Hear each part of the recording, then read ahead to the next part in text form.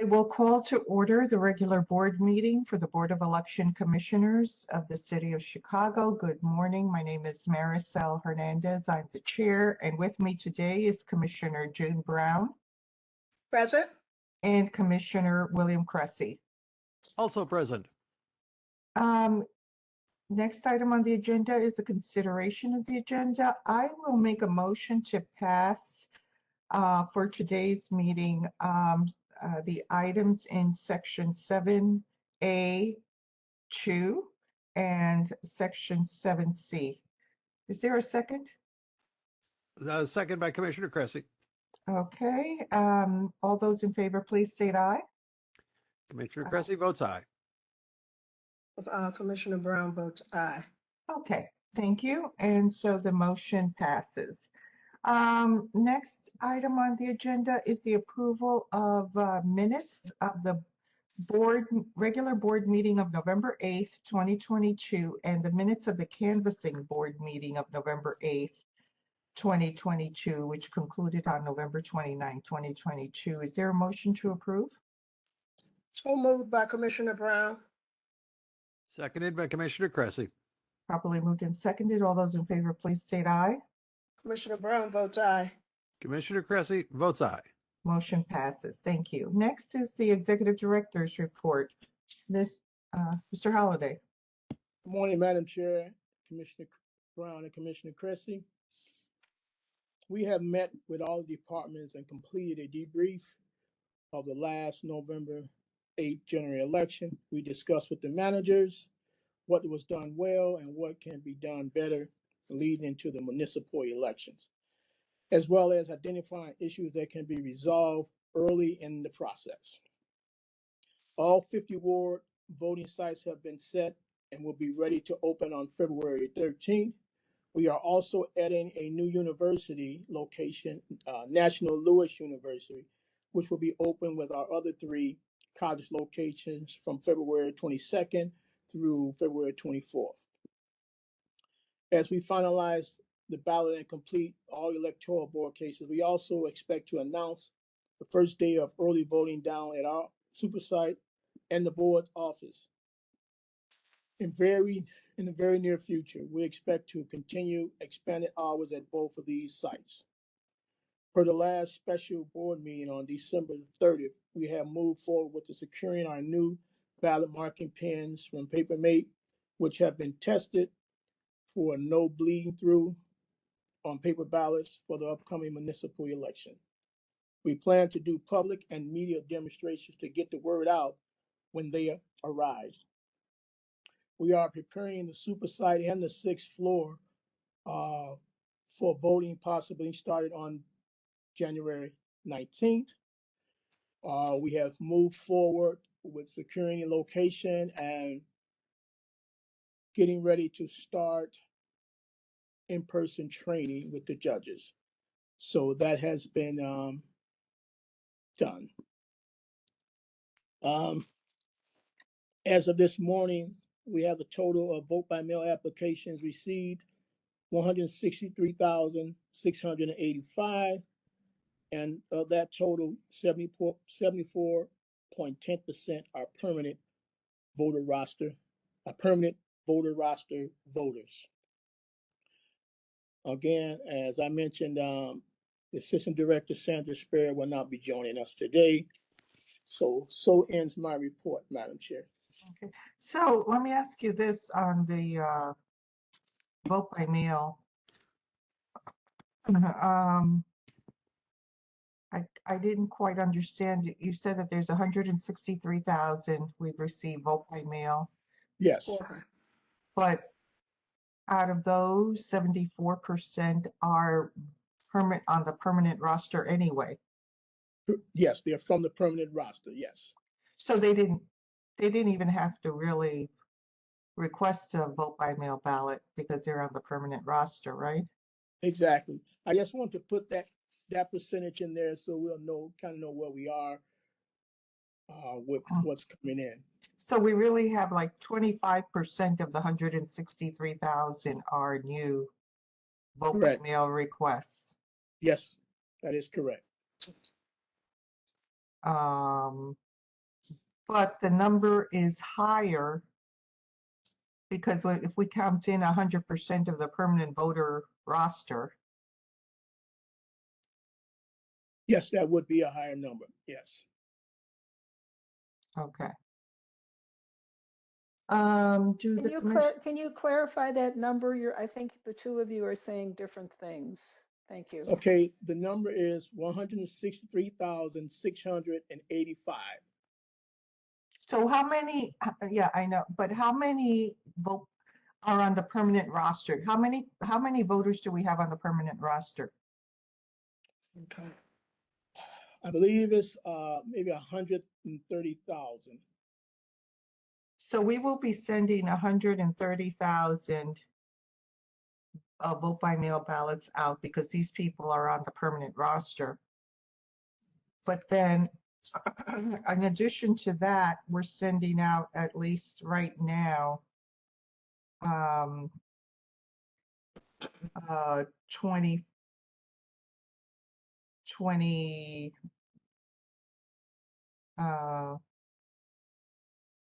an additional 40,000, let's say, ballots to people who had not been on the roster before. Correct. Is that, Helene, does that, you still have any questions on that? Okay. You're muted. Thought he had said 463, but it was 163,000. Yeah. Okay, Mm-hmm. Okay. thank you. My mistake. Yeah, and I think we just need to find ways to increase that. And I just wonder, of the 40 or so thousand who have requested a vote by mail ballot, you know, how many have opted to also to be on the permanent roster? I can find that out from our IT department and get that to you, Madam Chair. Yeah, and but you know, our goal should be to increase that permanent roster as much as possible, so that you know, it is for everyone's convenience, both the voters and ours. So, do the commissioners have any other questions on anything? Not from the report. Mr. Cressy, you're muted, I think, because I don't hear you.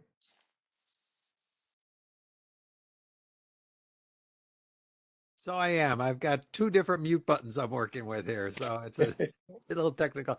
Again, just wanted to those who are here, we are getting rid of the Sharpie pens. So Sharpie Gate is no more, and going with the Papermate Flair pen. So people will be voting with Flair on election day. So good to hear that. Okay, anything else? If not, we'll proceed with the report from our Public Information Director, Max Bever. Thank you, Good morning. Chairwoman. And Commissioner Cressy, I do believe I will borrow that tagline next month when we get them shipped and we start doing our demonstrations. Excuse me while I call my IP attorney. I'm going to copyright that first. I have a few updates on behalf of communications. Looking forward to spending a good amount of money out of our new budget, but we just finalized an advertising plan with my colleagues over in community services. Happy to say we've got an expanded advertising budget in non-English. For the first time in board history, we'll be spending over $140,000 there. We are increasing ads for bilingual judge recruitment too, where some of those new expenses are, as well as secured new vendors for Korean and Tagalog media. So with the election a little less than 2 months away now, we will be advertising soon for election judges, bilingual judge recruitment, heading into advertising for early voting, as well as reminding people of Election Day leading into February 28th. Just as a little follow-up from the Executive Director's report on vote by mail, As you said, we've already got 163,000 signed up. We'd like to continue to push that closer to the above 190 that we saw for the last election and keep that a healthy number and solid number moving forward. We've had 2 emails to all voters with email addresses that we have go out so far. We'll have additional ones go out over the next 2 months. Our messages will focus on, hey, it's the winter. It's likely going to be cold.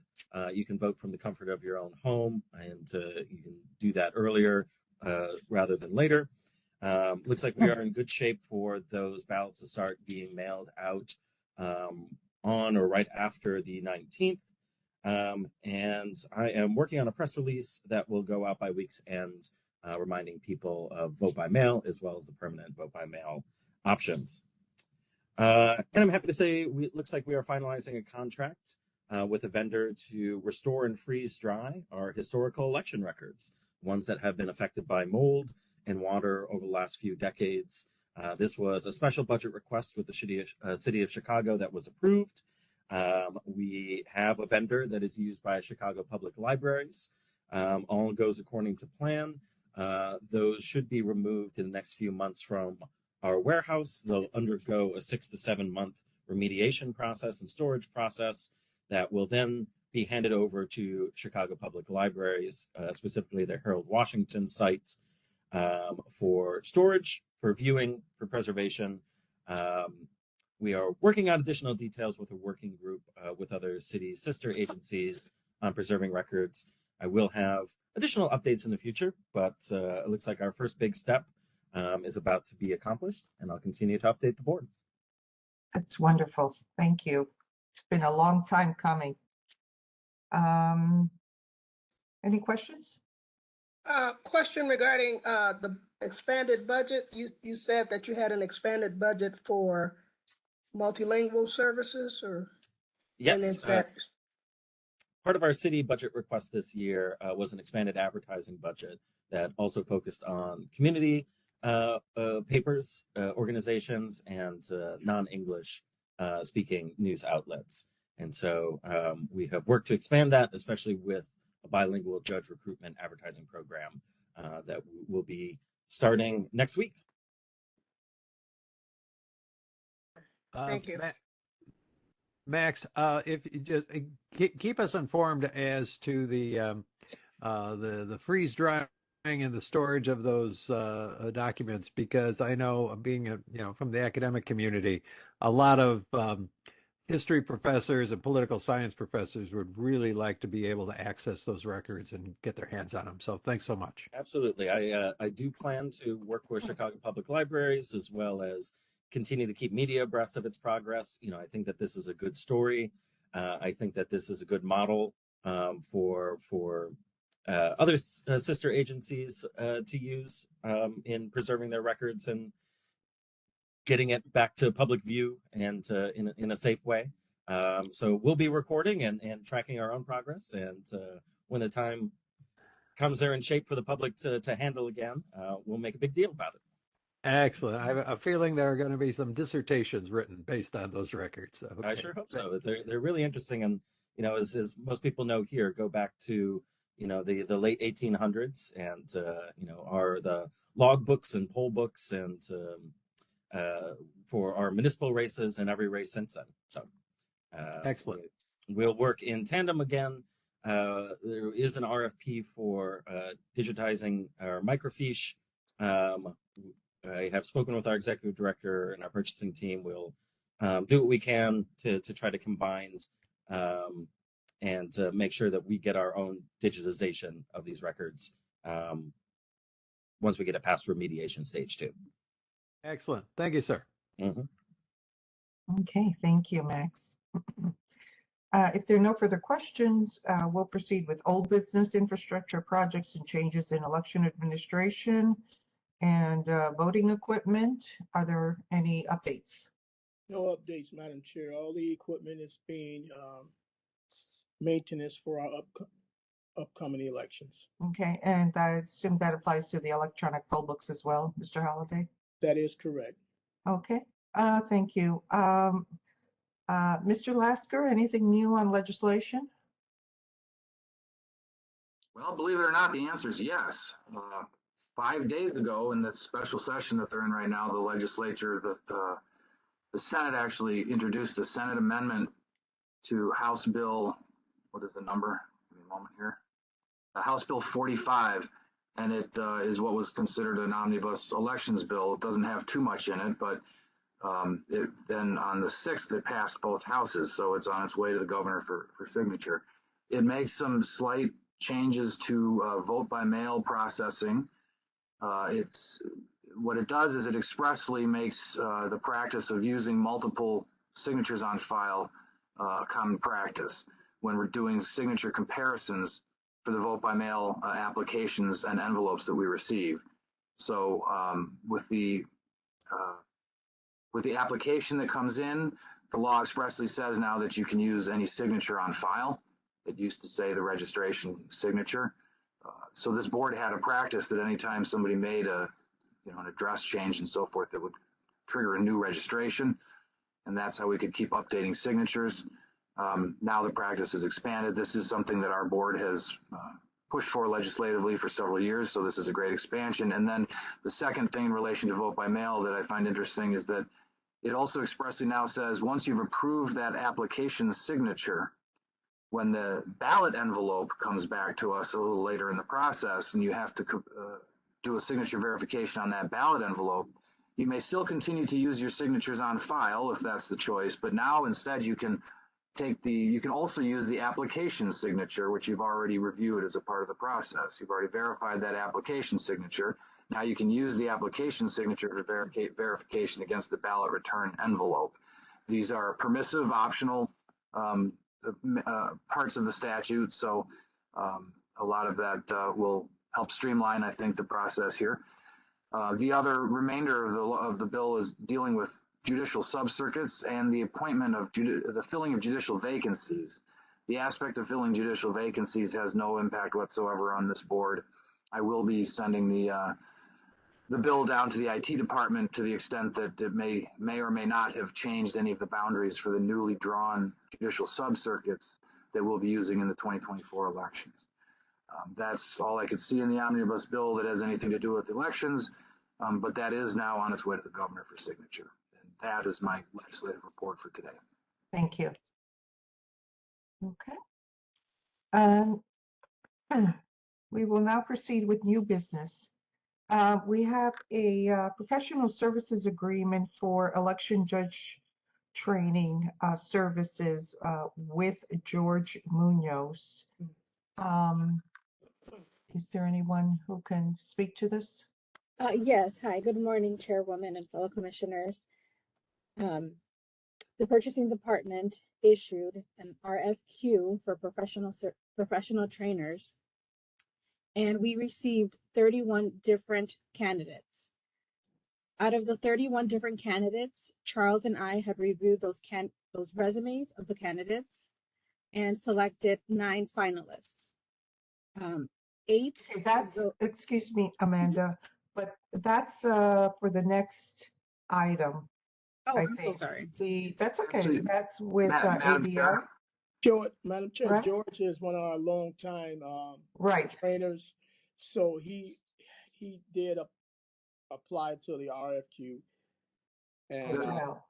Madam Chair, there's separate items on the agenda simply because with Mr. Munoz, it's an individual professional services agreement because he as an individual responded to the RFQ, slightly different than what we'll get to next on the agenda with the ADO Professional Solutions being a corporate contract with a temp agency. So they're actually all respondents to the request for qualifications issued by Mr. Obado. Okay, thank you. I'm sorry, go ahead, Amanda. No problem. George Munoz was an individual who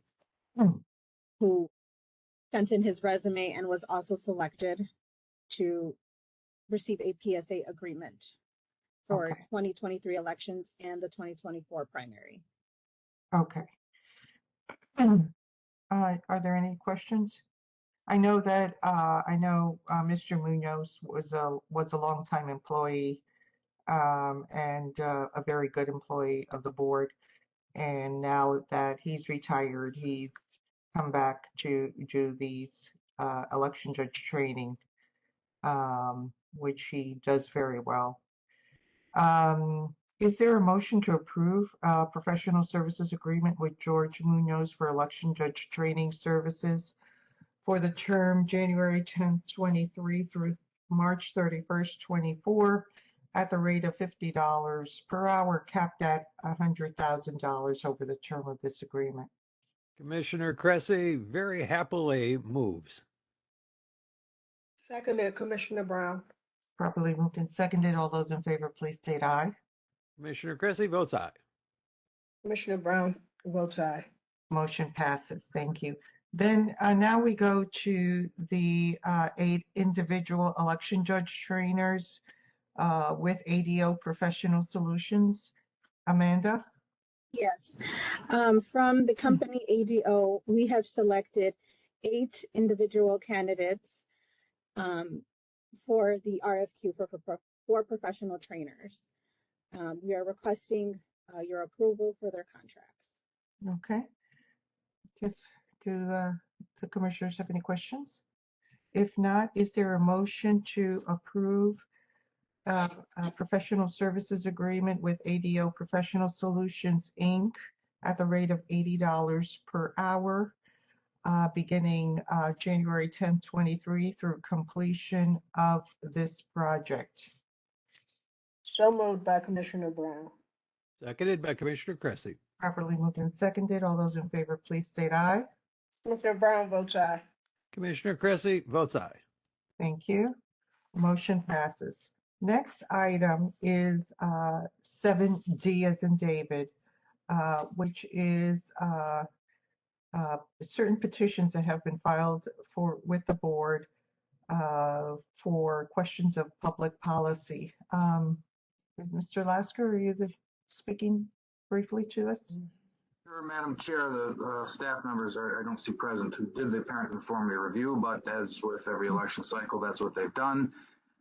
There are several referendums that will be and are on the ballot, but there are these 2 where the petitions failed the apparent conformity review under section 10-8 of the election code. What we're calling community benefits agreement referendum for that precinct was required to submit 56 signatures, but only 50 valid signatures appeared on the petition sheets. And then for the second one, it's a single petition with 3 separate questions on it, and that's prohibited by the election code. So for those reasons, those 2 referenda would be subject to apparent conformity removal from the ballot. Okay, thank you. Any questions? If not, is there a motion finding that these petitions for questions of public policy are not in apparent conformity with the election code, and therefore these petitions shall not be certified on the ballot? So moved by Commissioner Cressy. Seconded by Commissioner Brown. Properly moved and seconded. All those in favor, please state aye. Commissioner Cressy votes aye. Commissioner Brown votes aye. Motion passes. Thank you. Next item is the administrative precinct adjustment in the 24th ward. Okay, Madam Chair and Commissioners, one additional precinct has been added to the 24th ward. They had a municipal election.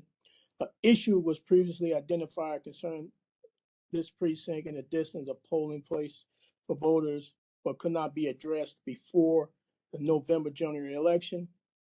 So the creation of this precinct will improve that polling place access for those nearby residents. And then after the April runoff, we still plan to take a close look at voter turnout and data in all the new precincts in Chicago and identify additional precincts that could be subtracted or added. Okay, thank you. Is there any questions? I have questions. I'd like to hear from Mr. Lasker regarding this. I have some, I'm not really understanding, and based on some information that I saw, is this appropriate now or statutorily, or should we table this? Because I'm not really clear on it right now, and I'm concerned. Well, the election code calls for readjusting the precincts after each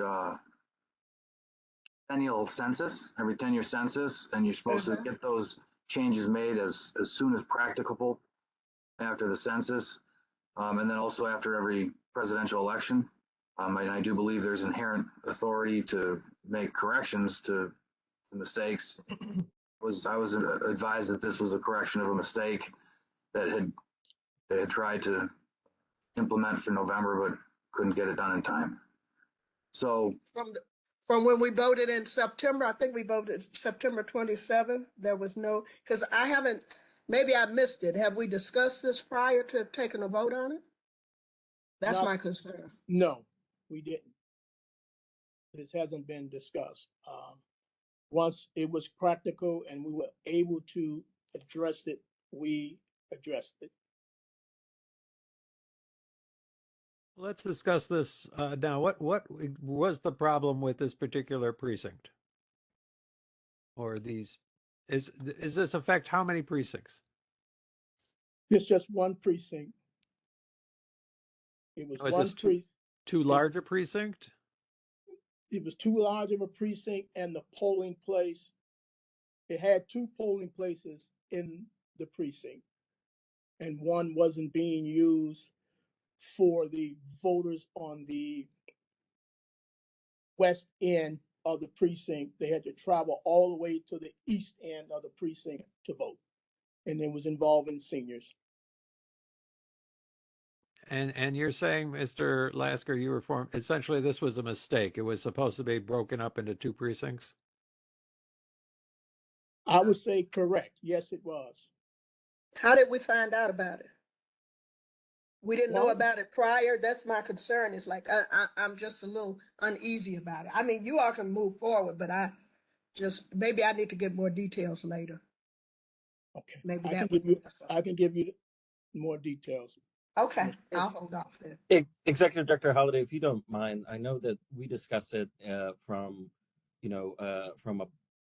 just a public facing standpoint, Correct. though, too, and that we are very sensitive in a situation where we don't want many changes ahead of the February election, especially given precincts or letting public officials look to request or to demand. Commissioner Brown, is the way that I understand it is that it was identified before November, but we could not make or really didn't want to make any additional changes with the amount of precinct and polling place changes ahead of November.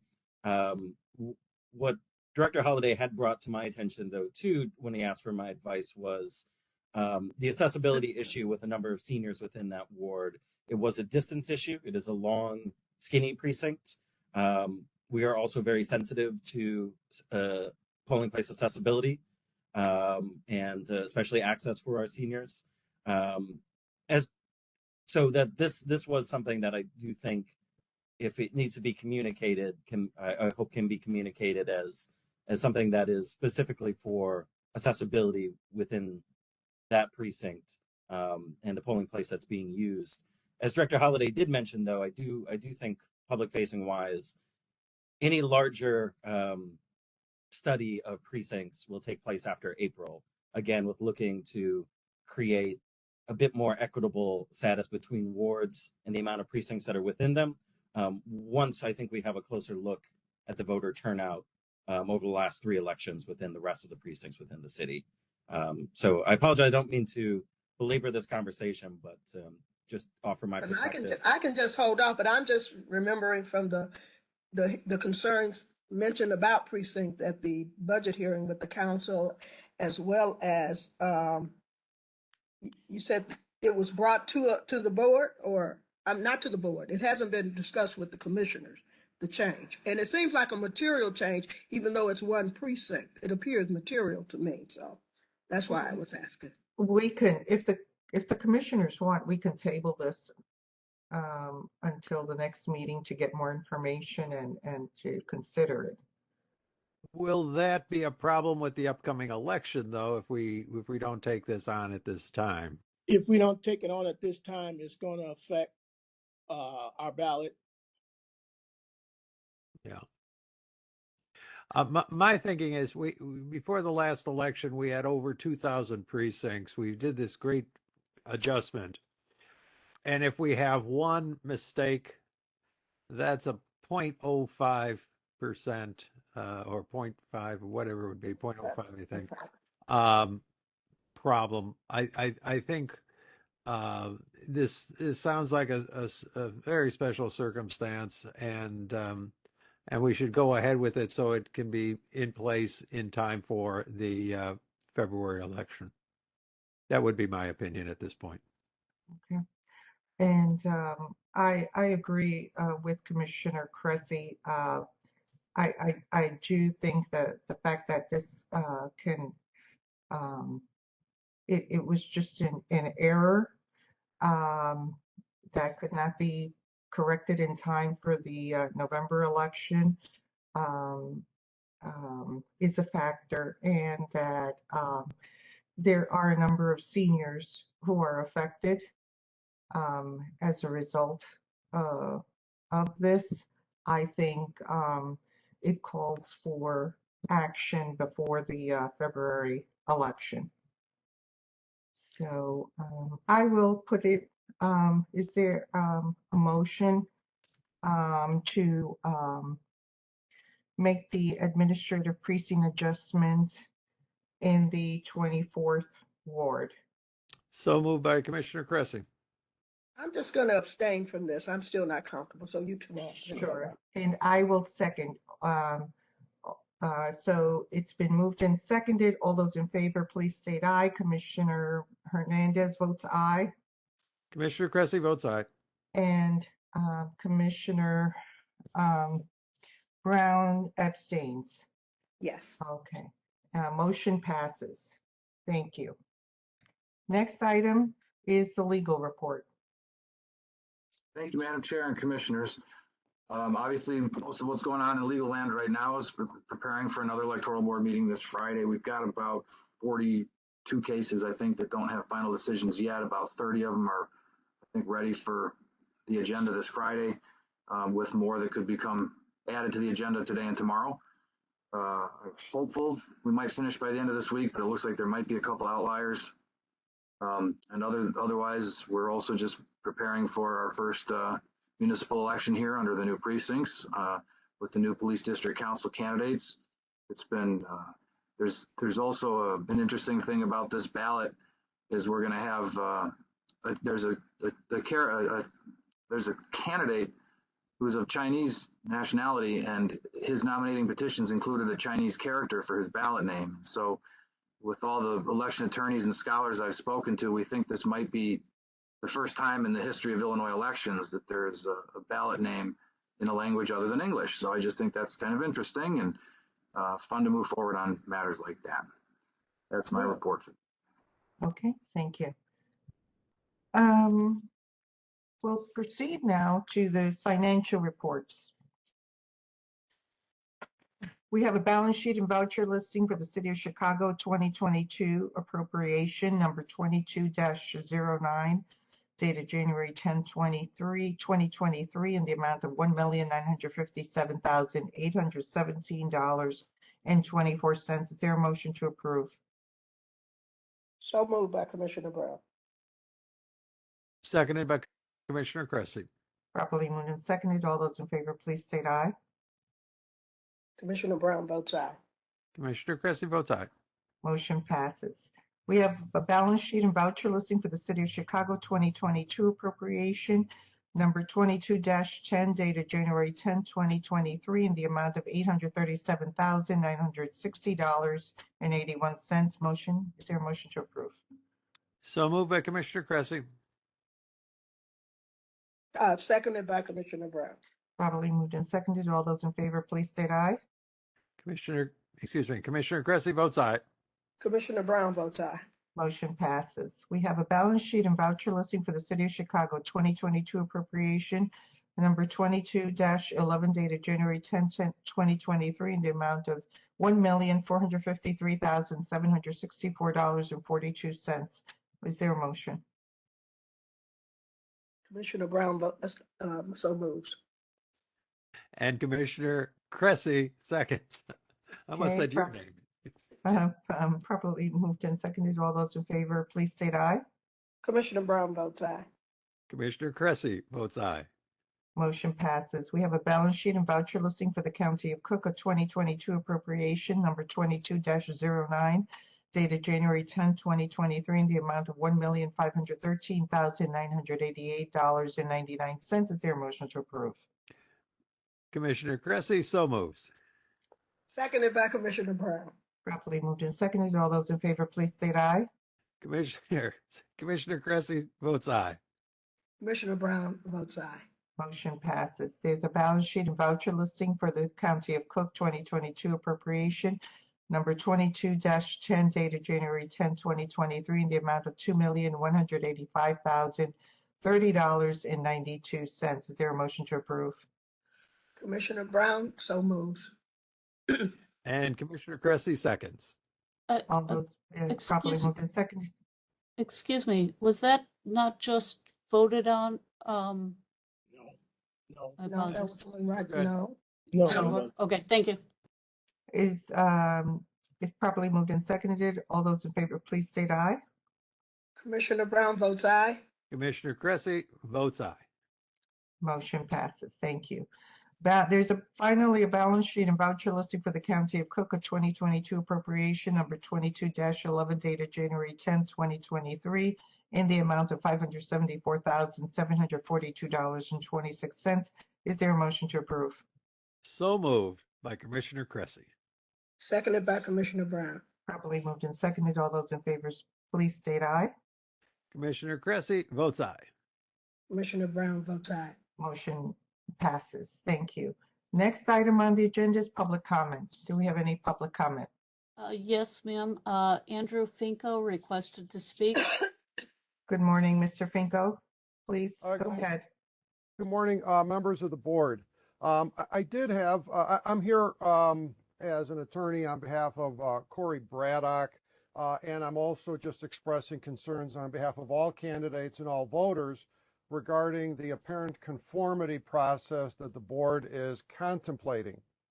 And I understand it was taken off of today's agenda, but I do have concerns about due process. Number one, I have concerns about the statutory authority or jurisdiction of the board. Number two, potential res judicata or some quasi double jeopardy for candidates where an objection is filed, the objection is withdrawn, the electoral board says the candidate shall be on the ballot, and then at some point the board does an apparent conformity and takes that candidate off the ballot. And I do have serious concerns about the potential for the denial of an opportunity to be heard and the denial of a judicial review, because the election code does not define the board's process for apparent conformity. So there is no judicial review. So the real question for the board then is, what would a federal district court judge do? And I raise what a federal court judge would do is because that's where a civil rights case would be filed by the candidate and by all of the voters that are being denied First Amendment right. I did want to say there are, so we all know there's two different entities that each of you sits on behalf of. There is the electoral board and there's the Board of Election Commissioners. In Illinois, Illinois' election code has an objector-based system. An objector-based system means the objectors look at nomination papers and bring to the board's attention, the electoral board's attention, various defects. The electoral board is then created when an objection is filed. If an objection is not filed, there is no electoral board. The electoral board is the entity that is charged with reviewing nomination papers. And the chair of the electoral board would then send out notice. So there's a process for the electoral board to send out notice through certified mail and sheriff. There is no similar process for the Board of Election Commissioners to obtain personal jurisdiction over a candidate or over the voters that sign the nomination papers. Similarly, and this is in the election code, there's 1010, 10.9, 10.1 all talk about the electoral board. There are specific electoral boards that are created.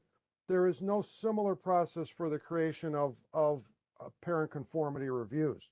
Now, if an objection is filed, there are specific time periods, 5 days for filing that objection.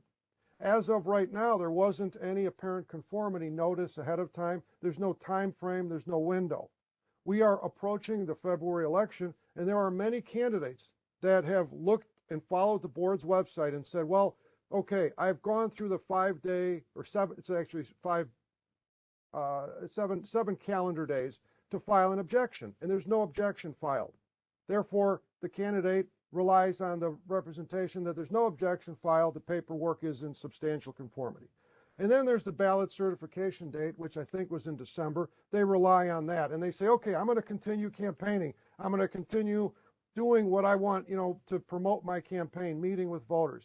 And now we're in January, and, almost the, first week of January here, almost done, second week coming up. And the candidates are continuing to believe they're on the ballot. And at this late juncture now, I think there's a serious concern about due process when the rug is being pulled out from under their feet for apparent conformity. There is no authority in the election code for the Board of Election Commissioners. I'm sorry, there is no authority in the election code for the Board of Election Commissioners to undertake the apparent conformity process. There are a couple of words in section 10-8 of the election code only, and it says nomination papers that are filed and in apparent conformity with the election code shall be deemed valid absent a properly filed objection. I'm paraphrasing, but that's the gist of it. Those couple of words are the hook that the Board of Election Commissioners is relying on. However, statutory authority is very, very strictly enforced. And I would like to bring to the board's attention the concerns that the Bernie Sanders supporters had raised back with the primary between Bernie and Hillary Clinton. And they had monitored the election and the people coming out. They did a survey and they said, okay, so the Bernie Sanders is a good example because the election code allows for an audit, but it does not allow for the correcting of the results. The results were not corrected.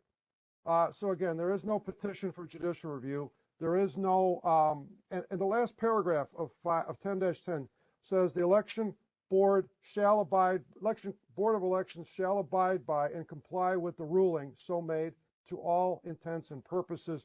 And that's the ruling from the electoral board. The election code mandates that the Board of Election Commissioners comply with any decisions. And if there is no objection, then the Board of Election Commissioners is mandated to comply with that. Thank you for your time. Thank you. Mr. Lasker. I don't need to respond much at the moment, but there were comments made that the election code does not provide authority for the board to do this. So I do want the public to understand that back in 1914, the Illinois Supreme Court looked at this similar language in the election code and said that the election authorities are gatekeepers to ballot access, and that the language in the election code requires them to do this review for apparent conformity, obvious discrepancies, obvious fatal flaws to petitions, and not certify those candidates. Those cases then, that's Illinois Supreme Court case has been cited with approval by appellate courts, North versus Hinkle, for example. So there clearly is not only statutory authority, but court decisions telling us that we are the gatekeepers and we're required to take these actions. Unfortunately, Mr. Finko is correct that the election code does not put specific dates, timelines, or procedures to follow, but that's not the board's doing, that's the election codes. So that's all I wanted to point out, is it's very wrong to say that there's no authority for the board to doing what it's doing. Okay, thank you. Thank you, and we will take both of your comments into consideration. Thank you. Do the commissioners have any further questions or comments? If not, then is there any other public comment? If not, I've not received any requests for further comments. Okay, thank you. Mr. Lasker, is there a need for executive session today? Not today, Madam Chair. Okay, if not, if that's the case, then is there a motion to adjourn? So moved by Commissioner Brown. Seconded by Commissioner Cressy. Properly moved and seconded. All those in favor, please state aye. Commissioner Brown votes aye. Commissioner Cressy votes aye. Motion passes and we are adjourned. Take care, everyone. You too. Thank Happy you, New everybody. Year.